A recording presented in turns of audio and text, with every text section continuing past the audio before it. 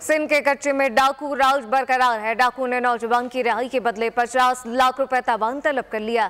कनकोट से यह खबर। डाकू ने आपको बताएं कि 15 साल मसल्ला खरी को 5 रोज कबल अगवा किया था। डाकू की तावान न देने के बदले इंडस हाईवे ब्लॉक करने की शर्त सामने आ गई है। इंडस हाईवे बंद करके पुलिस पर दबाव डाला जाएगा। आपको बताएं कि सिंध के कच्चे में डाकू राज बरकरार है। डाकू ने नौजवान की रिहाई के बदले 50 लाख रुपए तावान तलब कर लिया गया है। तफसीलात क्या है, जावेद मलिक से जानते हैं। जी जावेद।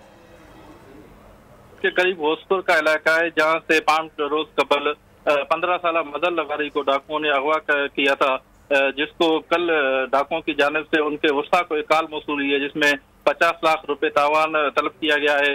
तावान ना देने की सूरत में नौजवान को कत्ल करने की धमकी दी गई है। डाकुओं की शर्त रखी गई है कि इंडस हाईवे को बुला करके पुलिस को नौजवान की राय के लिए प्रेशराइज किया जाए, जबकि वसा का कहना है कि हम इंतहाई गरीब हैं, 50 लाख रुपए तावान कहाँ से दें। उनका ऐसे और आईजी लाड़काना से ही मुतालबा है कि नौजवान की वालियाबी में मदद की जाए। जी जावेद, बहुत शुक्रिया।